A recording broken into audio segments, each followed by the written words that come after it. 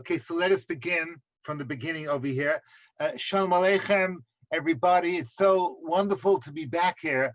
I have to be honest with you. I'm incredibly embarrassed at this moment because I've been thinking about this share for a couple of weeks. I knew that I wanted to give it because this share is uniquely special. It is about the fast of Erev Shabbos Chukas, Parshas Chukas. It is a special, unique fast for Erev Shabbos Chukas. It says, woohoo, Erev Shabbos Chukas. I'm going to blow everyone away with this incredible class. And of course, I have my luach over here, which has all the information you need about this particular fast. Small, teeny weeny little problem is I forgot that my listeners are actually in America, and there, if I'm not mistaken, you are doing Parshas Balak. 1 second, no, Parshas Korach. You're 1 week behind. You're Parshas Korach. America is behind us, which means that this year over here is going to be incredible for next week.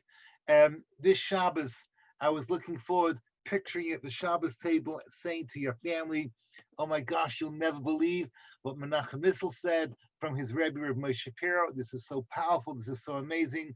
Well, this is going to have to wait for a whole week before you tell it over. And I guess this is what Hashem wanted. I guess this has to be this way. And all we can do is say one thing and one thing only. Once in a while, it's good to learn Torah L'Shem Shemayim. This is totally Lishma. The message at the end is an emistic message. So without any further ado, let's begin. So let's go back over here to my little luach over here. It says over here, today is the 4th day of Sivan. It is Yom Shishi, Erev Shabbos Chukas. If you want to know, in Eretz Yisrael, Hadlakas Neres is 7:14. But this is not an ordinary luach. It's one of those luachs that has all kinds of information, who died and the special events. And there it brings down the following, and I quote, Erev Shabbos Chukas, Kasav Hatanya, Huva b'Magen Avram, B'Shem, B'Simen Seif Simen Tuf Kuf Pei, which means one of the Rishonim is called the Sefer Hatanya. He is being quoted by the Magen Avram at Tuf Kuf Pei, which, if you want to know, is the end of Hilchos Tanis. At the end of Hilchos Tanis, there's a list of what is called minor fasts that tzaddikim and b'nei Torah are supposed to fast. And there it says the following: B'yoyim HaShishi, Parshas Chukas, on Erev Shabbos, Parshas Chukas, Nagu Hayechidim Lis Anos. It is the custom of individuals to fast. Sheba'isa Yaim, meaning in brackets, B'tes Tammuz, on the 9th of Tammuz, Nisrafu Esrim, and he brings down in brackets, which is what you and I were taught as children, Roiv Deis Kaf Dalet. In other words, most Rishonim that bring this down, there's a lot of Rishonim that talk about this, Ashkenazi Rishonim that talk about this, 24 kronos, caravans, Mileim Sfarim B'Tzarfas, filled with books in France. So now comes the obvious question: how come that we don't fast on the 9th of Tammuz for the 24 cartloads of Sfarim? Mitoich she'elas chalaim noidelehem. I'll give you more details in a moment. That a bunch of the Bali Tesvis received in a dream.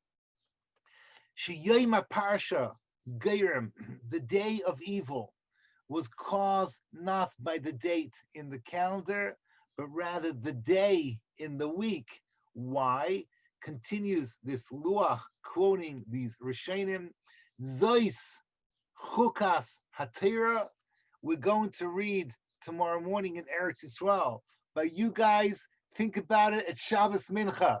At Shabbos Mincha, you're going to read Zos Chukas HaTorah.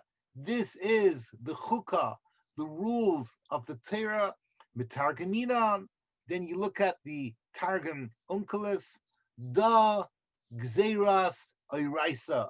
This is the decree of the Torah, which can be read This is the decree against the Torah. This is the day when, as we're going to see in a moment, the day the music died, this is the day that the Torah came to an end at a certain level. This is the end of an era, as we're going to learn in a moment, the day that they burnt the Sifrei Torah. So just to give you some background over here, we're going to talk about this. This is the only fast in the Jewish calendar that is not based on a date.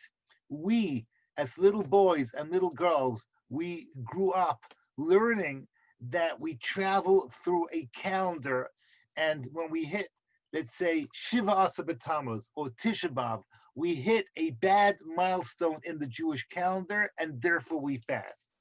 If it is the 15th of Nisan or the 15th of Tishrei, those are good days in the calendars, and we celebrate. Here, we are going to fast not because of a day in the calendar, but because in a dream, it was revealed to the Rishonim that there's something unique about Erev Shabbos, the Friday before Parashas Chukas. It is a, so to say, a din Friday. It is something about becoming before Shabbos Chukas. Why? Because in the laning, we lane the following words, Zeis Chukas HaTorah. Literally, this is the decree of the Torah, which we're translating. This is the decree against the Torah because of the tragedy that happened. So let's go over a little bit of history, if that's okay. Just a little bit of history. Is Mike Ravinsky here? Is anyone here from St. Louis? Do we have a representative of the great capital of Missouri? So St. Louis, Missouri is named after this gentleman called Louis the Ninth. He lived from 1226 to 1270, if you wanted to know. And the city, St. Louis, he became a saint because he was not your regular French monarch. He was a cuddly, lively young monarch who used to do things, as we're going to see in a moment, is sentence Jews to their deaths and other horrible things. There was, in his reign, during his monarchy, a man called Nicholas Donin. Nicholas Donin was what we normally call a kofar. He was a person who grew up as a Torah Jew, and he converted to Christianity. He came from a town called La Rochelle, and he started a baptism campaign. Just, you should know in general, the worst people on this planet are our own. This is Achechem, Seinechem, Menadechem. Out of all the people that we hate the most, are the ones from our own essence, because they have all the huge, big neshama that a Jew has, all the passion that a Jew has, which is when it's turned against their own brothers, it is a frightening thing. He started a baptism campaign in France, and he succeeded. Hashem should have mercy on these people. 500 boys and girls converted under the baptism to Christianity, but you should know the statistic in its fullest. 500 converted, 3,000 accepted death. 3,000 accepted death. This was not just something that St. Louis was passively involved in. He was actively involved in these things. He attended many of the baptism ceremonies, and eventually this guy, Nicholas Donin, he was smart enough to know that the secret of the Jews is found in this thing that I have in my hand. It's found in a page of Gemara. Gemara, that has always been our secret. If you want to know why we're still here today to annoy the rest of the planet, the answer is because of our yeshivas. The answer is because we have, wherever we go, we always have a page of Talmud to keep us going. That is the secret that we have. Nicholas Donin, Yamach Shemo, he gets it, and he goes at that point, then he travels to Rome, to a man called Gregory the Ninth. This is Pope Gregory the Ninth of Rome, who made a directive that the Talmud may be burned because it is filled with blasphemy. And therefore, before they formally started to set fire to books, On June the 12th, there was a debate between Nicholas Donin and four of the Bali Tesis. The most famous of all was Rabbeinu Yechiel Miparis, the father of the Rosh. We'll talk more about him at the end of the share. And he comes along, and obviously this was set up for failure. This was a kangaroo court. There was no chance he would win. Obviously, he defended the Talmud with dignity, and I'm sure everything they did was emes, but it doesn't make any difference. In the end, they condemned the Talmud to be burned. There was one bishop that stood up for the Jews, and the story goes, he was the bishop of a town in French is called Sens, S-E-N-S. In Hebrew, we say Shantz, like Tosfos Shantz. And he defended the Talmud against his own colleagues. And in the royal court of Louis IX, he suddenly convulsed and started shivering, and he fell over and he died in front of everyone. And everyone said, it's a sign from God, the Jews are evil. And this is what caused the collection of 24 Kisvei Yad. Remember, this is 200 years before the printing of anything, before printing presses were out. Everything was written by hand. And at this point now, you have in the year, you have 1,200 handwritten books from the Bali Tesis collected together. And in the language of Rabbeinu Yechiel, he wrote a book called the Vikuach, the debate. He says, Kihine Toivim Chaloli Charev, Mihayoshvim Shemim Beli Torah. This is a play on the words of Yecheskel Hanabi. He says, it would better to be murdered than to allow the Torah to become desolate. Because on Erev Shabbos Kodesh, Parshas Chukas, that's today in Eretz Yisrael, in the year 1242, 24 cartloads of Sfarim were burned. It's just a crazy, crazy story. We happen to know exact place where it was burned, in front of what is called today the ashes of the whatchamacallit, of the new, what's the name of the church? Help me, the ashes of Notre Dame? Notre Dame, yeah, the Notre Dame. It was right there where this thing happened according to the tradition. That one of the Rishonim was called Kio ben Avram Haroifer, and he brings down the whole story that afterwards they asked the Kadosh Baruch Hu, what should we do? And in a dream, it was brought down that it was not because of the date in the calendar, but rather a date in being Erev Shabbos Chukas. One of the Rishonim in the Shibuli Haleket in Tshuva Kaf Vav brings this down, that in great detail, the story of the dream. The bottom line is, what we need to know is that this was a dark day in Jewish history. To add to the tragedy, Reb Hillel of Verona, one of the Rishonim, Verona is a city in northern Italy, he was a witness to the burning, and he writes the following thing. He says, at the same year that they burned the Kisvei Yad of the Bali Tesis, and they burned the versions of the Gemara that they had, the Dominicans, they burned in the same place in Paris, although I heard it was actually in front of the Louvre, where we have today the Louvre. The bottom line is, it doesn't make exactly difference where it was. He writes the following words: they burned the Meir Nevuchim of the Rambam. That's not today's topic. We're not going to talk about the terrible tragedy of the machlekes against the Rambam. And the Rambam was as we all know, he, if you study Meir Nevuchim, if you study the Sefer over here, which at some point in your career, everyone should study the Meir Nevuchim. I strongly recommend it. Today, none of you will go off the derech, but in those days, it was considered controversial. And it eventually reached the church because of terrible people that spoke over to the church and said, we do not like the writings of the Rambam. And they burned the Rambam's writings in Paris, says Reb Hillel Verona in poetry, the ashes of the Rambam and the ashes of the Gemara and the Bali Tesis mixed together on this awful day, Erev Shabbos Kodesh, Parshas Chukas. That's when it happened. Eventually, one of the witnesses to the event was the Maram Rottenberg, a Talmud of Rabbi Chiel of Paris, and he wrote the famous Kina Mem Aleph, the Kina on Tisha B'Av, Kol Shali Srufa Be'esh.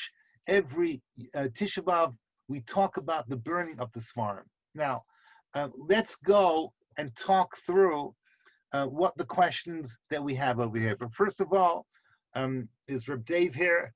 All you Harry Potter fans, l'chaim, l'chaim, l'chaim.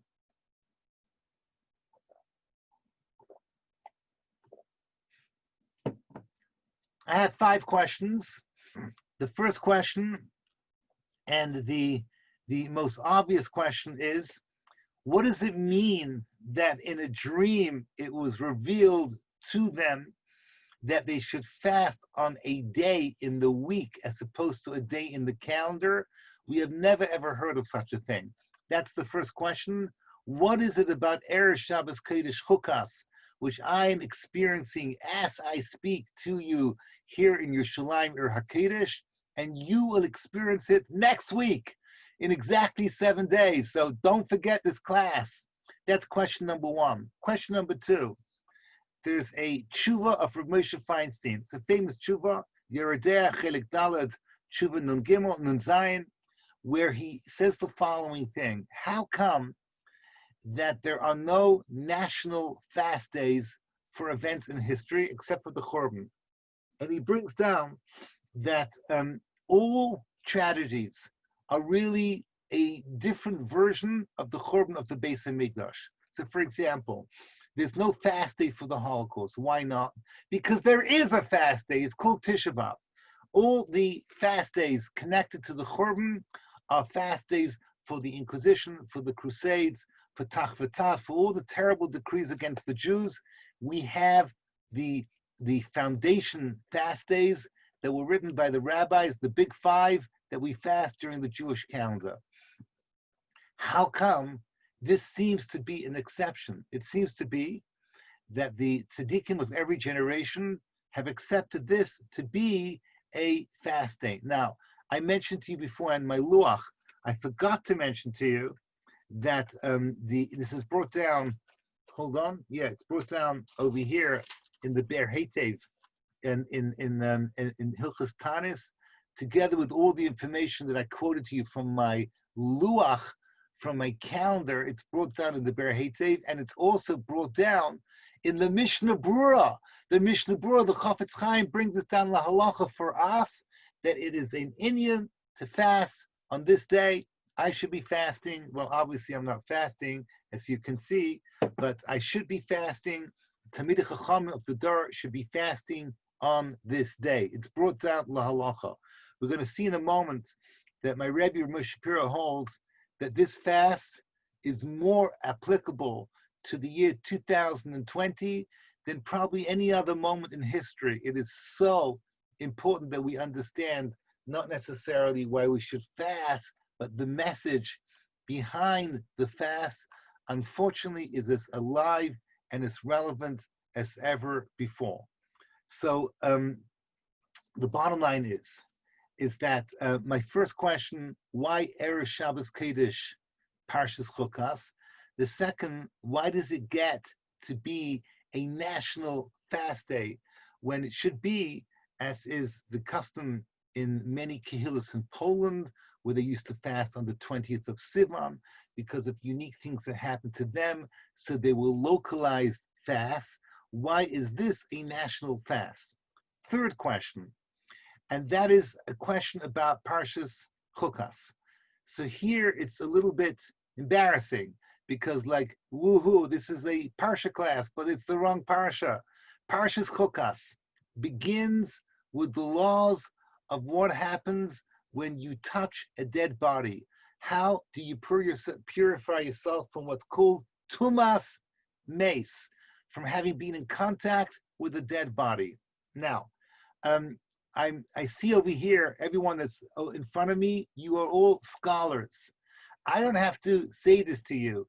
What on earth is the Parsha of Para Adumah, the story, the laws of the red heifer? What is it doing in Parshas Chukas in the middle of Sefer B'Midbar? It belongs where it should belong with all the other laws of impurity in deepest, darkest Sefer Vayikra. That's where it belongs. In Vayikra, you have all the laws of Tumah and Tahara, of purity. So why don't we have over there the laws of what happens if you're in touch with a dead body? It's the most logical place to have it. What is it doing over here in Parshas Chukas?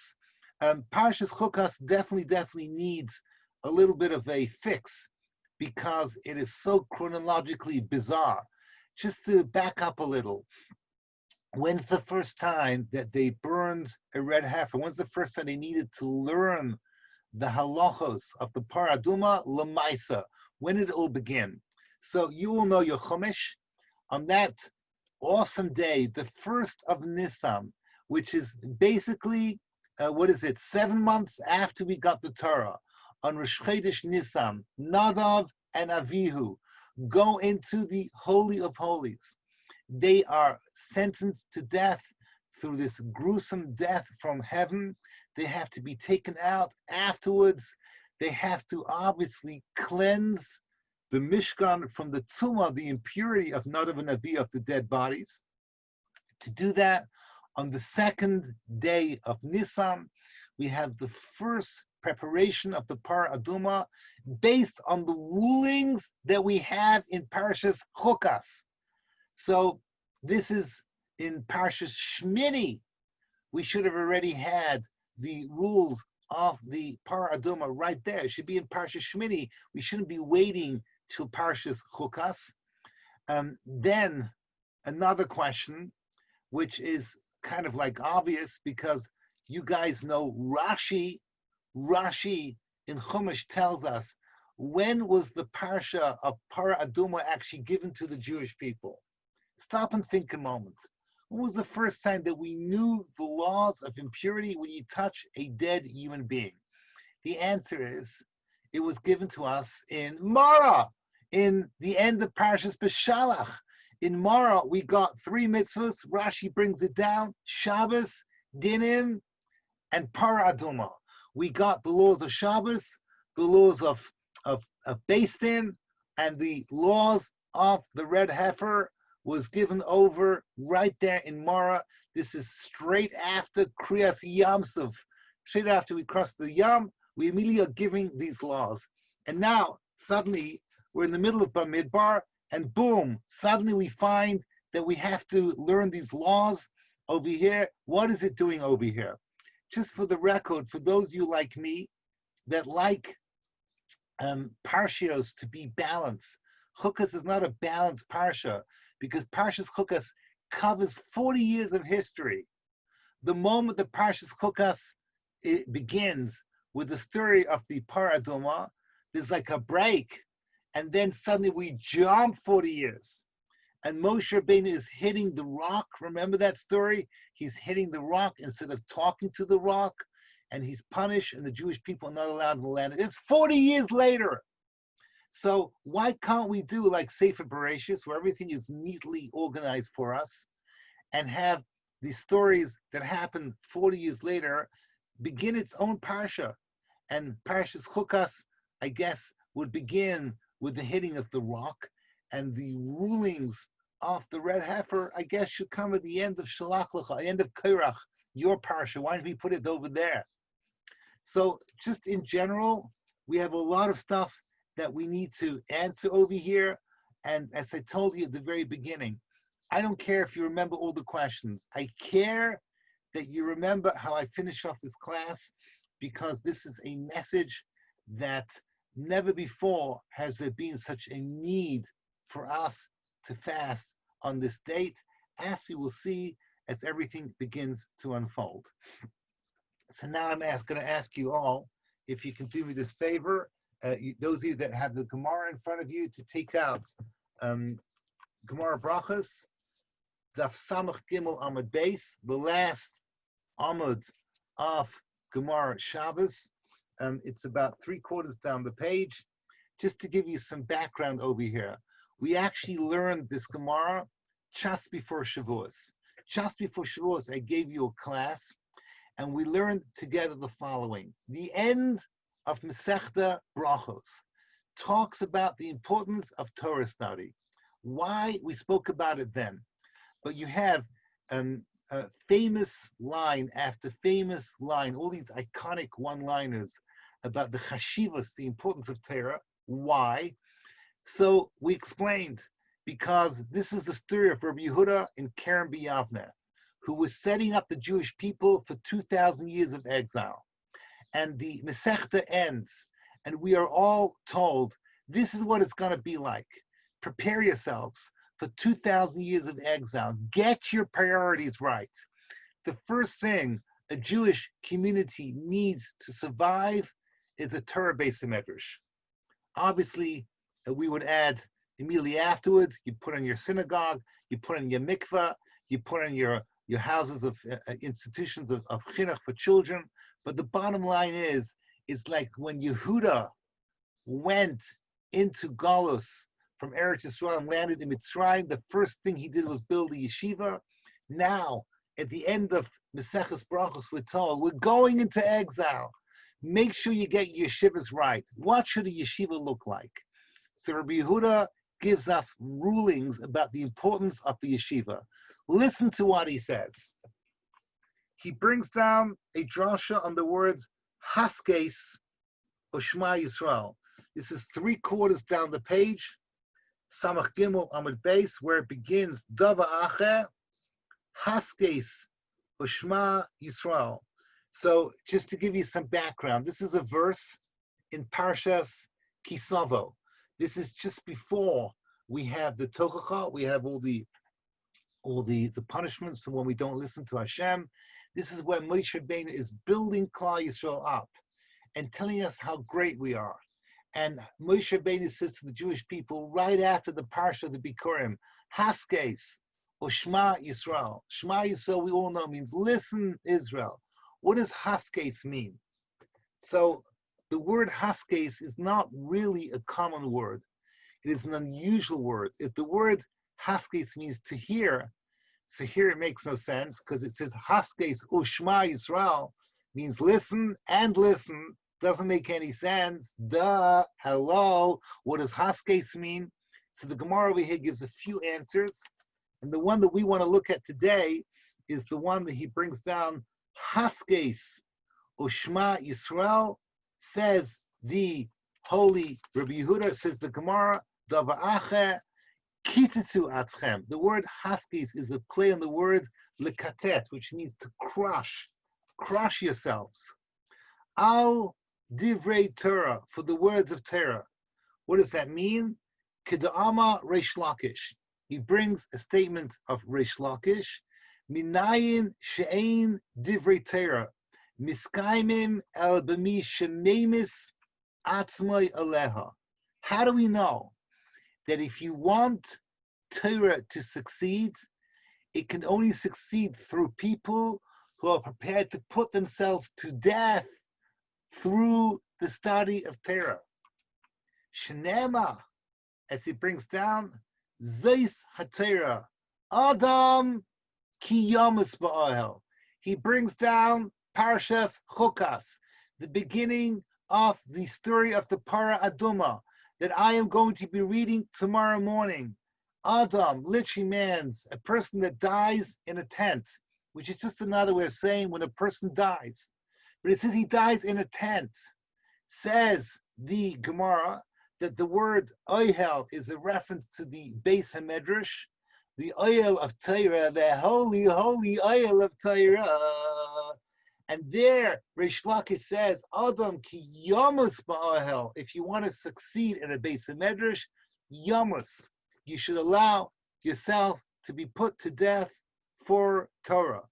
Now, obviously, we do not take this literally. Okay, thank God we're not radical Muslims. We will not take this literally. It clearly does not mean that you should put yourself to death for Torah, that would be kind of like yeah, it's not going to help the Jewish people survive in exile if we put ourselves to death. What exactly is going on over here? So first of all, just out of interest, there's a one-liner from the Arizal and the Vilna Gaon. They both say it. I think the Vilna Gaon says it on his own, but it's in the Arizal. You and I have a body, but we also have a nefesh. A nefesh means our spiritual power. The word nefesh, nun, pei, shin, nefesh, stands for ner, psila, shemen. Okay, ner means the candle, psila means the wick, shemen means the oil. Every single Jew has a nefesh. Every single Jew is like a candle. And Eitan's thinking, okay, he's going to start singing an NCSY song. Everyone's a candle, and everyone's a flame, and how beautiful that is. But what it means in practice, unfortunately, is that how do you get the oil out of the olive? Kasis lamar. Thank you. Okay, kasis lamar means you have to crush the human body, lamar, to let out the light. Kasis lamar. So the bottom line is that to be able to produce true light, there has to be some kind of thing called crushing. So what does it mean, crushing? So calm down, everybody, because what I'm about to say now is living in an ideal world. The Marsha at the back of our Gemara and the Maharal in a similar Sugya and Gittin, they both give slightly different answers of what it means how to crush an olive. What does it mean how to crush an olive? So the Marsha says at the back of the Gemara, says the following thing: the Inyan Hamisa, Shememis es Gufo. What does it mean to put your body to death? Means to take away the koyach of taiva, sheyeshbo. Take away the taiva, the element of desire. So he explains himself that if you want to succeed in Torah, you have to take the physical desires that we all have, and we need to crush it. Now, I have to tell you the following thing. I know there's ladies that are listening over here. Whenever I say this over in one of the seminaries, it horrifies everyone, and I don't blame them at all. There's a Mishnah in Pirkei Avos. This is Kachi Darka Shel Torah.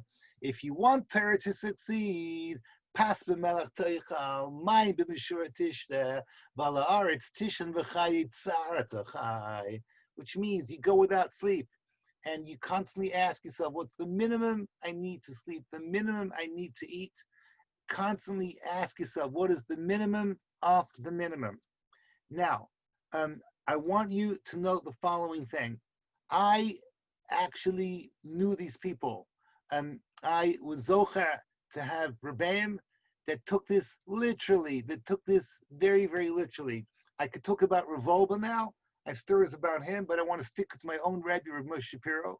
Rav Moshe Shapiro, when he was your age, when he was young, he did not sleep. Now, what does it mean he didn't sleep? Is that for years, at night, he didn't sleep in a bed. He would sleep in the base of Medrash over his shtanda. He trained himself to sleep on a shtanda, which means he would sleep basically in a sitting motion. He did not lie down. I don't know how he did this, but even in his old age, I saw this with my own eyes. He said to one of my friends, "Ich bin a schwerer Schlafer. I'm not good at sleeping." I used to come with my friends to him at the end of Shavuos after 24 hours of him being awake, when he was already in his 70s. 24 hours, and we used to come to him with our questions. He used to give us a class after 24 hours without sleeping. I saw this with my own eyes year in and year out. How did he do it? No one knows. No one knows exactly how he did it, but he trained himself at a young age to go without sleep. He was constantly fasting. We knew Mondays and Thursdays that he was probably fasting. Later on, we found out that he was fasting for us. We found out from Rabbi Yonasan David after he died that whenever one of his students was going through something, and he agreed that he would daven for him. He would frequently fast for them as well. So this is something insane to stop and think about, that people used to fast and people used to go without sleep, that just lived a few years ago. These are the people that grew up before the war, and afterwards they still manage to be on this extraordinary high level. Now, I want you to listen carefully to what I'm about to say, because if I stop the class now, it would come out something sort of like frightening, something bizarre. Judaism demands that you crush your physical, that you crush your physical. So it happens to be that on Wednesday, I had a conversation with a great man, Rabbi Tadros Miller. He is the head of the Gateshead Seminary in Northern England, and he's a student of Rav Shapiro. He's helping me. I'm working now on a book on Rav Shapiro, and he told me the following thing. I just want to share with you his line. He's speaking about Rav Moshe. I wrote down what he said. He said, he didn't deprive himself. These people never deprived themselves. Rather, he indulged in his taiva gedola for l'das es Hashem. Now, I can't say with his English accent anymore. He did not indulge himself. Excuse me, he did not deprive himself, but rather he indulged himself. Indulging means this was his desire. This is what he wanted more than anything else. I have to tell you that this week, one of my favorite students in seminary, she got engaged. I'm not going to say her name, but I just want to tell you, I saw her. I saw her on a WhatsApp video. And this girl was on a high. And this high comes from being so excited about being engaged. I promise you, she did not eat that day. I promise you, she did not want to go to sleep that day. She wasn't thinking about sleep. When a person's on a high and they're in love and they're crazy about something that they really want, they're not thinking about sleep and they're not thinking about food. Once again, let's go nerdy on us.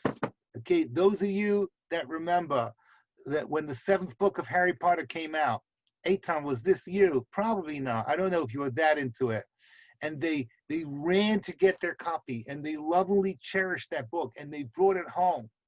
And then afterwards, for the next how many hours it takes to read 1,000 pages, there was no bathroom, there was no food, there was no sleep, nothing existed except for their beloved book. Well, guess what? That's what it means to be in love with Torah.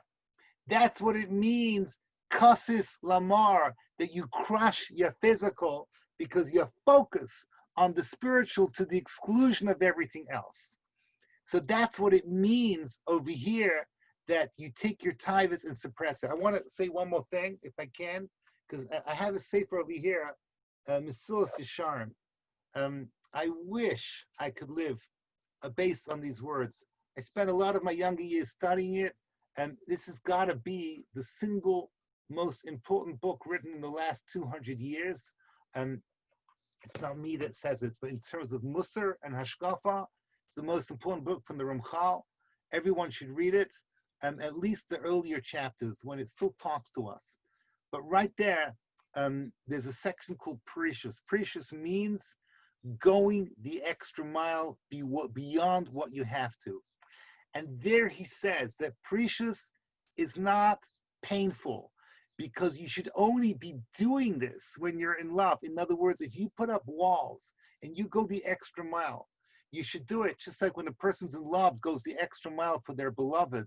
And he writes against people that hurt their body through fasting and hurt their body through lack of sleep. If you're doing it because you want to give your body pain, you're not doing it right.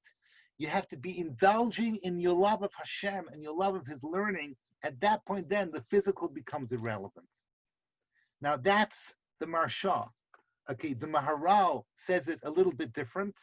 The Maharal, when he talks about suppressing your physical, he means suppressing your ego. It's a different concept.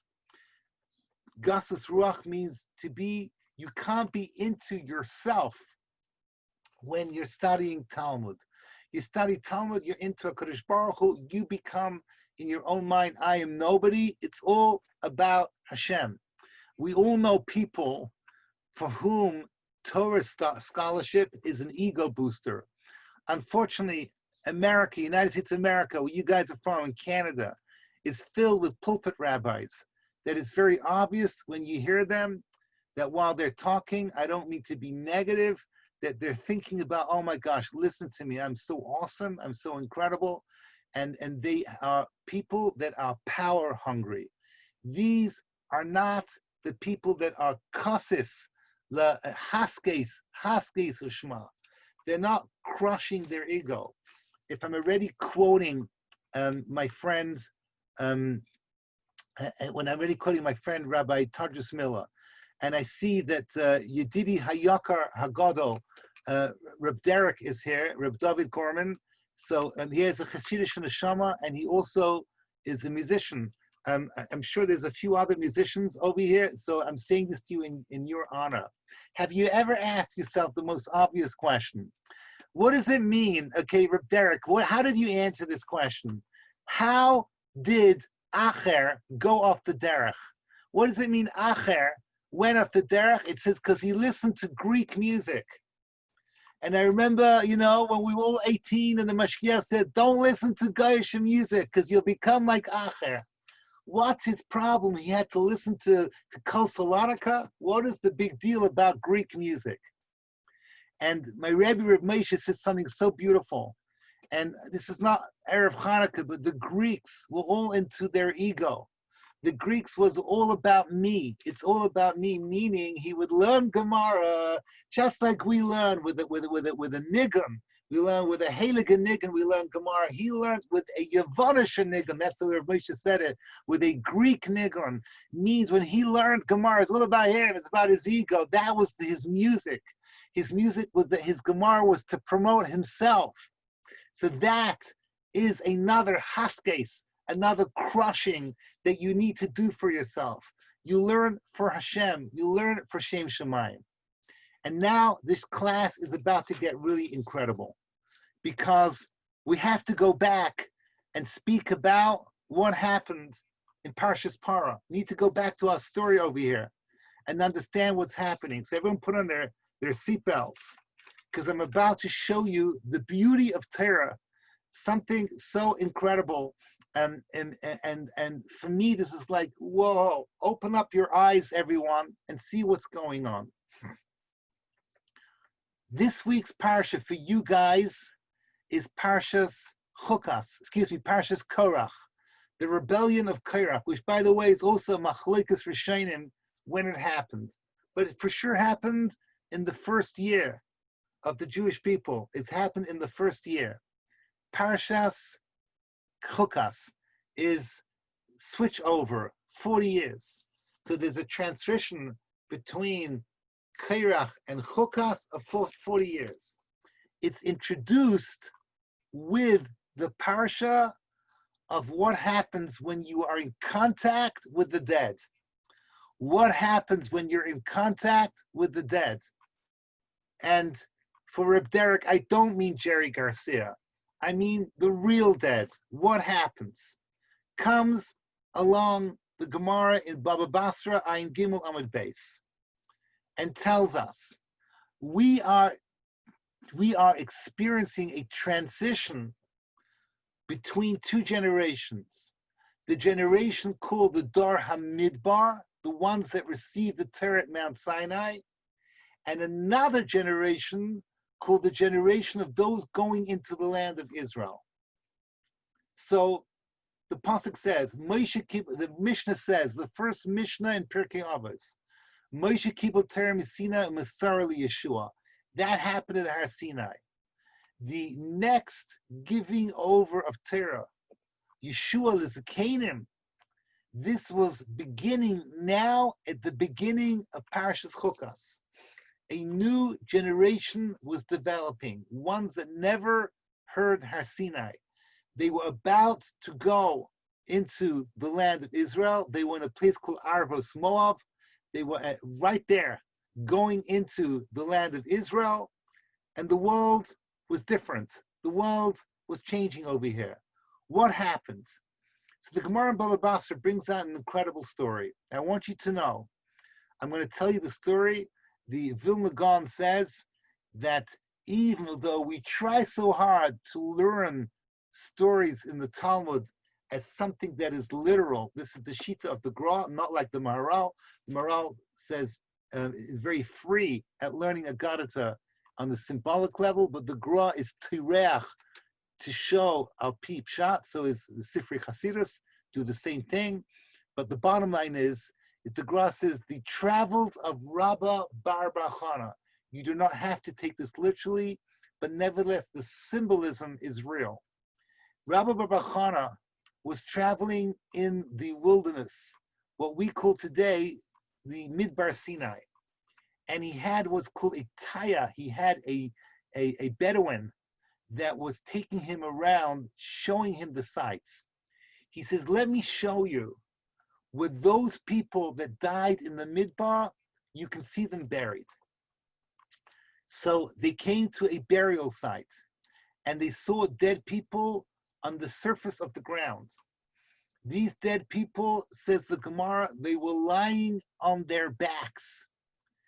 And these were huge human beings. We're going to see how big in a moment. He says their faces were shining like they were drunk. This is what the Gemara says. They were shining like they were drunk. Now, I remember my Rebbe Mishpira says the word in Hebrew was isbasem, like chayv on the besume. He says they had this high on their faces. Their faces were high. Their faces were on this tremendous high. And he says the Gemara brings down that Rabbi Bar Chana, he came along and he was in awe. And the Taya, the Bedouin, says, let us travel underneath one of their feet. Now, if you lie on your back and you put your feet like that, it creates like a triangle. The top of the triangle is your kneecap. And then you have your foot, and then it goes down your thigh. So it says that he traveled underneath that triangle, and he was on a camel, and he had a spear right up, and he didn't reach the kneecap of those dead people. Now, obviously, this is not literal. No one ever said they were giants, but the Maharal explained that a kneecap is the first part of what means the Tzura Sa'adam. The real person begins with the kneecap. So, for example, when you bow down, the Hebrew word for bowing down the word berach, which means a knee, is the same as bracha, which means to bow down.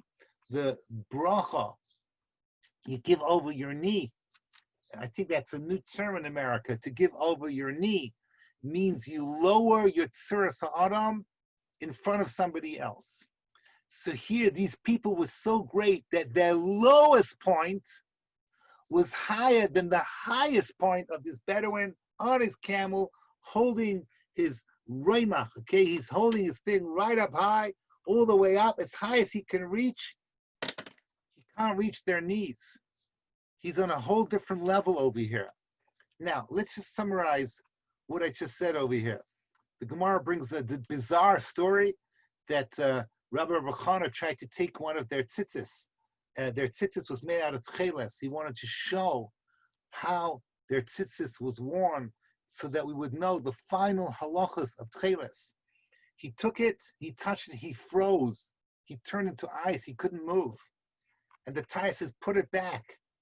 Not only that, the Gemara says when he went back into the Beis HaMedrash, he forgot what he saw. He couldn't even have a memory of that generation. Says the Maharal to teach us that the generation of those people that came out of Egypt have nothing to do with us. We are disconnected from that Dar Dea, that awesome generation. You know why? Because those people that got the Torah from Har Sinai, by definition, are on such a different level from us that they are intrinsically kasis. They are intrinsically disconnected from the world of physicality. Let me explain to you what I mean. They didn't die like you and me. We die from old age, from sickness in a hospital, God forbid, from a plague. They died in perfect health. Why were they in perfect health? Because they used to eat the man. When they ate the man, so their bodies were always perfect. They never got sickness. They always looked young. They never went to the bathroom once. There was no waste matter. They were eating food that the angels eat. They were eating food, like we said a few weeks ago, that had its source in Kriyas Yamsuf, in the Ziv Hashchina, in Hashem himself. These people were perfect human beings. They had no need to die. They had no need for food. They had no need for sleep. These people would go into this ditch, and that's how they would die, which they would build themselves. I have to say this. I'm very embarrassed to say this because I'm bringing out my inner geek. Somewhere amongst my listeners is going to be a fan of Lord of the Rings. Eitan, are you with me? So I remember as a child, this imagery that anyone who had a shaykhus, had a connection to the Fellowship of the Ring, had to get on a boat and go into Golis. They had to leave because the new generation that was being created, which is a new generation is, so Tolkien was not a Jew, he was a Christian, but there's so many biblical references in that book over there. And what can I tell you? It's just this imagery of them going on ships away. There's no shaykhus. That is Parshas Chukas.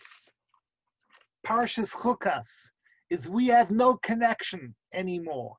So therefore the parsha begins with the introduction of the laws of death. Now, the word for tumah, which means impurity, comes from a tes and a mem. Tes and the mem bring down the holy svarim, means sasa, means clothes. Like a what's called a tumtum. A tumtum is someone who cannot have children because his procreative parts are closed. The word satum means blocked off, clogged. There's nothing flows, nothing comes out.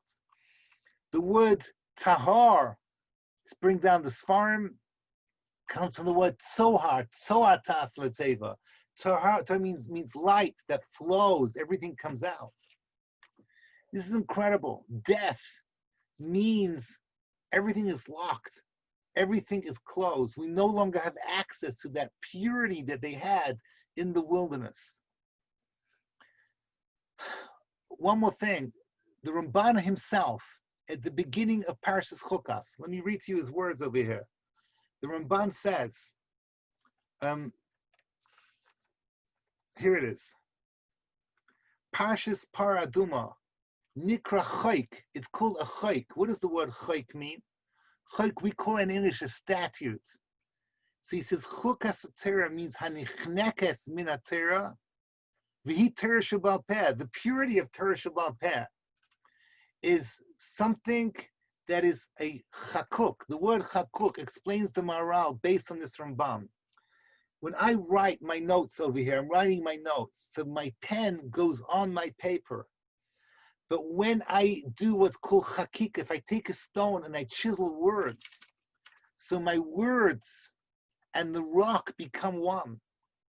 The generation of the wilderness were one with the Torah. They had no connection to physicality. They didn't have to study the Torah as outsiders. They studied the Torah as inside. They were inside. And therefore it was a chakika. It wasn't a ksiva. It was a chakika, says the Rambam. So I don't know how these things work, because apparently the generation that went from the Midbar to Eretz Yisrael, they lost that tremendously high level, and they became a generation that now had to study Torah, where everything became complicated. And therefore Parshas Chukas is introduced with the rules of death. They're now connected to the world of things are closed, things are locked up. You no longer have this flow from the higher worlds to the lower worlds. Everything is broken up. There's a mechitza, there's a wall in front. And that wall brings death and brings sickness and brings destruction, That's the new world that we're in now. So what happened on Erev Shabbos Chukas, Parshas Chukas? What happened? I want you to know that the story of the burning of the books in Paris is not a piece of history. It is an end of an era that is similar to what happened back then when the people from the Midbar died. The people had no connection to death, no connection to food or sleep. That generation died, and in came a new generation that had to deal with death. So if you know your history, the moment that they burned those books, that was the end of the Bali Tesis. Meanwhile, in Spain, the Ramban was having his argument. What must be one of the most beautiful moments in history? The Rabbi Chila of Paris took his whole yeshiva and says, we're out of here. Within 50 years, there'd be no Jews left in all of France. Within 150 years, there'd be no Jews left in all of Spain. The Ramban also says, I'm out of here. They met in Akko. For those of you that work with NCSY, the next time you go to that Crusader castle, when we take our NCSYers to Akko, all we talk about, which we should, we talk about what the British did to the Haganah over there and to the hung Jewish boys over there, the story of Dov Gruna, Hashem Yimkum Damai, horrible stories. But you should know that the basement of that Crusader castle was a yeshiva of the Bali Tesis, of Rabbi Chilm of Paris. And that's where they met the Ramban for the first time. This was Galus. No longer was there Western Europe. Western Europe died. The Torah of the Rishonim died. On Erev Shabbos Chukas, Parshas Chukas, it was the end of an era. That's the tragedy that is national. There was a transition from a period of history where Torah was the way you learn a Rishon to the beginning of a new period, which is the way we learn an Achron, which is literally heaven and earth. Now, I want to finish up and say something a little heavy. My Rebbe's Rebbe was Rav Dessler. Rav Dessler was on a street in Bnei Brak, and my Rebbe saw this happen. It's a crazy story. Another rabbi, I'm not going to mention his name, famous rabbi, went up to Rav Dessler and said, why are you doing what you are doing? Rav Dessler, as you all know, introduced to the younger generation a new style of learning, which is basically what I do and what my Rebbeim do and my friends do. And those of you into Hasidus, Hasidus had been doing this for a while, but it exploded after the war. Today, and people have access to learning things like with the Maharal and with the Sifrei Ramchal and the Sifrei Hasidus. It's a different style of learning. It's a different style of learning. And he berated the great Rav Dessler. Why are you doing this new stuff? What's wrong with old school? What's wrong with old school? Rav Dessler didn't say a word, kept quiet. And he put his head down and accepted the tochacha, accepted being told off. When he left, he said over to people, says, Rebbe, do you have what to say? He said, it's a shame that he does not understand that the difference between the world before the war and the world after the war is the same difference as before the Mabul and after the Mabul, before the flood and after the flood. Post-Holocaust Judaism is a different Judaism. Post-Holocaust Beis HaMedrash is a different Beis HaMedrash. The learning of today is a different learning. I'm a little older than everyone. I spent my younger years learning Torah from people that told stories of before the Holocaust. My Rebbe in London studied in Volozhin, for goodness sake. Those people were different. Yeah, he slept on the benches. He had no room to go to at night. But I learned from Rav Moshe Shapiro, who didn't sleep, and people that didn't eat, and people that the physical world was irrelevant, and they were the happiest people in the world, and so were their wives. And even although today, on paper, there's an explosion of yeshivas, and there's an explosion of books, and there's all kinds of sperm to be get. But it's not Europe. We lost Europe. Just like 800 years ago, we lost the Rishonim. We lost Europe. It's a different world. I want to say something controversial. Don't quote me because no one's going to accept it except for you people. This whole thing that happened with Daf Yomi this year, it was beautiful. I don't wish it to be a teeny weeny bit different, but you should know that the creation of the Daf Yomi world, my Rebbe Moshe Shapiro, I mean, when I went to Memphis, he begged me, don't give a Daf Yomi shir. It's not what I want you to become as a Daf Yomi Rebbe. It took away the instincts, how to learn deep, deep, deep, the way they did before the war. That's why Rashach was against the art school Gemaras. He knew he was going to lose. He knew that no one would listen, but he knew that there has to be people like us that recognize that there were people that studied differently, that people that went so deep and so deep using the power of their brains, that they were in love with a page of Gemara, and they could sit for hours and hours like the Chazon Ish, as he wrote in his letter, describing what it's like to study for 8 hours without a break. And Rav Dessler said he was talking about himself, even though he wrote about it somebody else. Those people do not exist anymore. There are people that could learn the Stipler, who could learn for 48 hours and then have 6 hours of sleep. They do not exist anymore, because when they learned with such depth, Haskes Ushma. We've lost that. So what should we do about it? Should we just give up hope? Should we say the situation is hopeless? This Gemara at the end of Brachos, Haskes Ushma, is talking to us. If not people like you guys, who on a Thursday night, before you go out and set up your challenge, you're learning Torah, who's going to be doing this? If not people like us. I'm just asking, and I'm talking to myself now.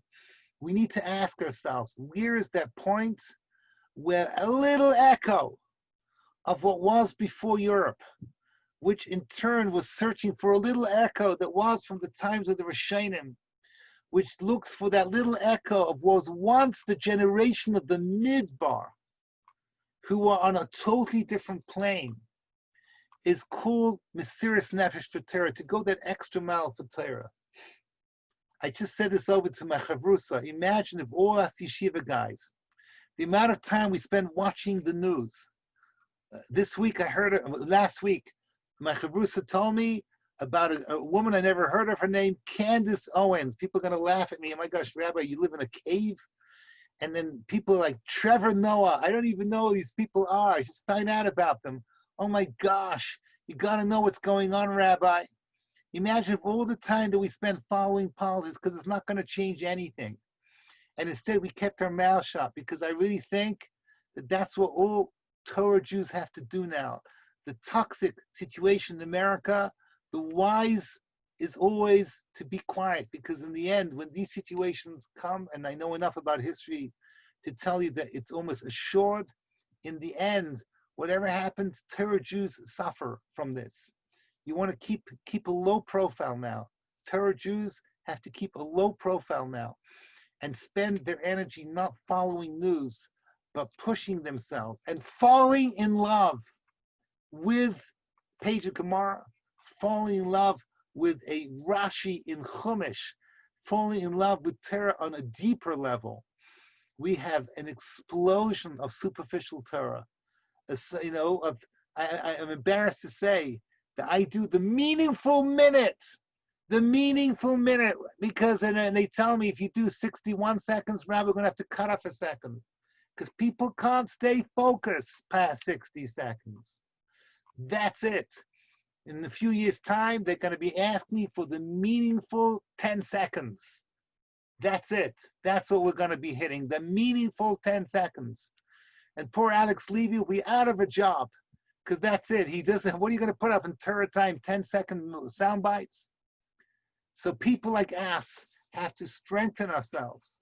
And remember, if we can't fast Erev Shabbos Chukas, at least we can give a cracks and say, let's go and push ourselves a little bit extra.